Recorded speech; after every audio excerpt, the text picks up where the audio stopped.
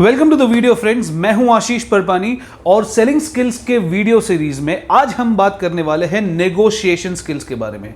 दोस्तों, हर एक sales professional को नेगोशिएशन का प्रोसेस जो होता है उसको फॉलो करना पड़ता है, नेगोशिएशन करना पड़ता है एक लीड को सक्सेसफुल सेल्स में कन्वर्ट करने के लिए। दोस्तों, आज इस वीडियो में मैं आपके साथ कुछ टिप्स शेयर करने वाला हूं जो हर एक सेल्समैन को, हर एक सेल्स प्रोफेशनल को जरूर काम में आएगी एक नेगोशिएशन को इफेक्टिवली हैंडल करने के लिए।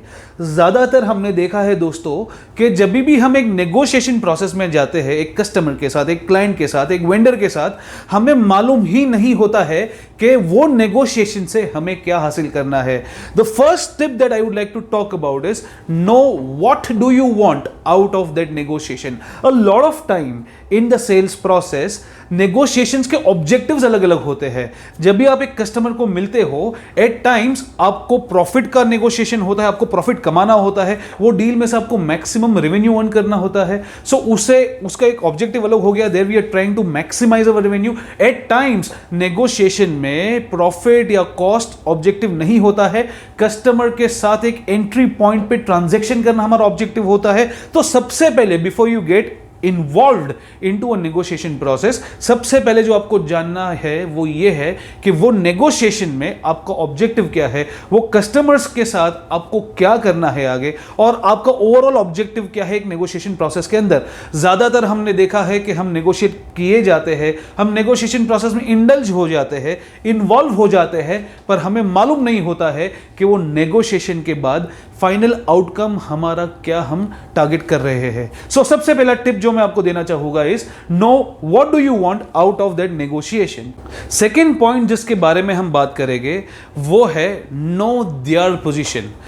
The party with whom you are engage into a negotiation, आपको वो लोग का पोजीशन जानना बहुत ही जरूरी है।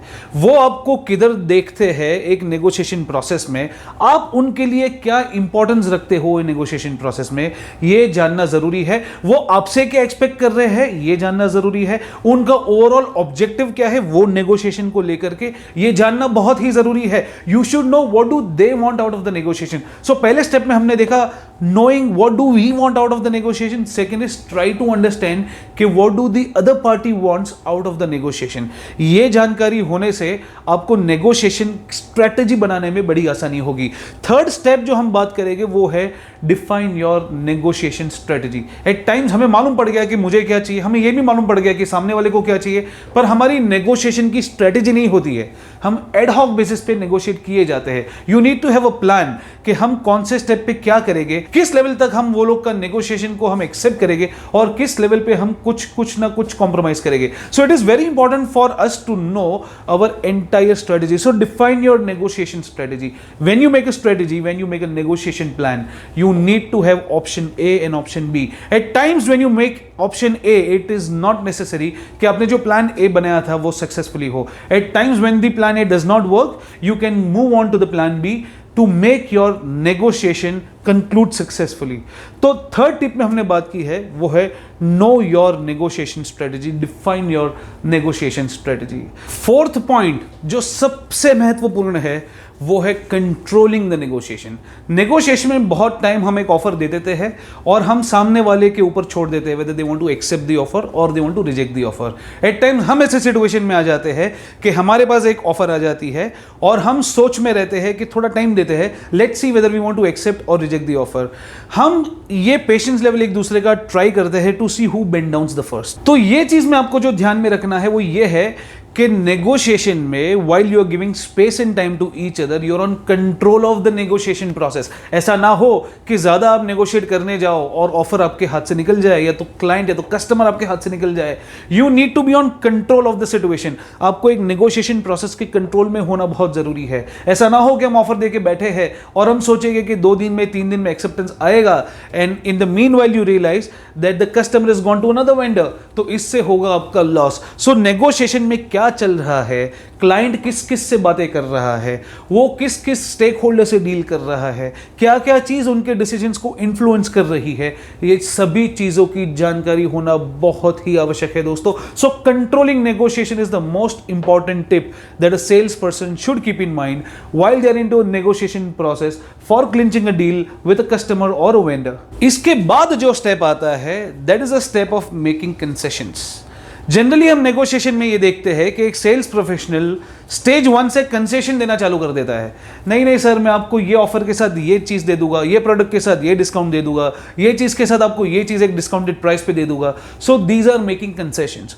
To win a negotiation what happens is you need to make some concessions. आप कस्टमर को कंसेशंस देना शुरू करो, आप वेंडर्स को, आपके ऑपोजिट पार्टी को इस लेवल पे आकर के कंसेशंस देना शुरू करो। कंसेशन देना स्टेज 1 नहीं है, वो स्टेप 5 है दोस्तों। आप इतने सारे पड़ाव को क्रॉस करके जब स्टेप 5 पे आते हो, that is a right time when you should actually start giving concessions to the customers. After giving concessions, next step में आप प्राइस पे नेगोशिएशन शुरू कर सकते हो। प्राइस नेगोशिएशन आपको हमेशा लेटर स्टेज पे करना चाहिए दोस्तों। अगर आप प्राइस पे नेगोशिएट करना पहले से शुरू करोगे तो कस्टमर को आपके प्रोडक्ट का वर्थ, आपके प्रोडक्ट का वैल्यू फील नहीं होगा। उसे लगेगा कि और स्कोप है नेगोशिएशन का, और मैं उसको और दबा करके और थोड़ा नेगोशिएट करके और मैं प्राइस को नीचे ला पाऊंगा दोस्तों। सो प्राइस नेगोशिएशन आप इनिशियली मत कीजिए, पहले आप कस्टमर्स को डायरेक्ट इनडायरेक्ट दूसरे डील्स, ऑफर्स, कंसेशंस दीजिए एंड प्राइस नेगोशिएशन के ऊपर आप लास्ट में आइए दोस्तों। प्राइस के ऊपर नेगोशिएशन करना अभी ये 6 स्टेप है जो आपको ध्यान में रखना है दोस्तों। इसके बाद नेक्स्ट स्टेप जो है, that step is very simple. You make a deal, you make a contract and you close the negotiation and you convert a successful sale. ये चीज जो है, कॉन्ट्रैक्टिंग, प्राइसिंग, पेपर वर्क, वो जो भी क्लोजर्स है, that is after agreeing on the terms on price, on all the other terms. This is a stage where you actually close the negotiation, you end the negotiation by converting that particular lead into a successful sale. इसमें आपको जो भी paper work, contracting, जो भी आपको करना है, this is a step where it happens. After this, the last thing which I want you all to keep in mind is the next and the last step of negotiation process, that is you have to build relation. एक sales के process में customers के साथ, आपके stake holders के साथ, vendors के साथ, सर्विस प्रोवाइडर्स के साथ रिलेशनशिप बिल्ड करना बहुत ही जरूरी है। एक आपने ट्रांजैक्शन अगर सक्सेसफुली कंप्लीट कर लिया है, एक नेगोशिएशन अगर आपने सक्सेसफुली क्लोज कर लिया है, that does not mean that the negotiation process is at an and.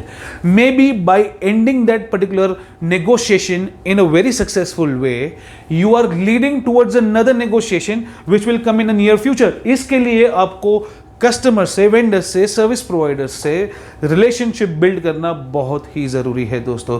मैं उम्मीद करता हूं कि आज हमने जो 8 स्टेप्स डिस्कस किए हैं नेगोशिएशन स्किल्स के ऊपर, वो हर एक सेल्स प्रोफेशनल को ज़रूर काम में आएंगे अपने सेल्स को इफेक्टिवली नेगोशिएट करके क्लोजर्स करने में। दोस्तों, ऐसे ज़रूरी और इंटरेस्टिंग वीडियो मैं आपके साथ ये सीरीज में शेयर करता रहूँगा। उम्मीद करता हूँ आपको ये वीडियो ज़रूर पसंद आया होगा।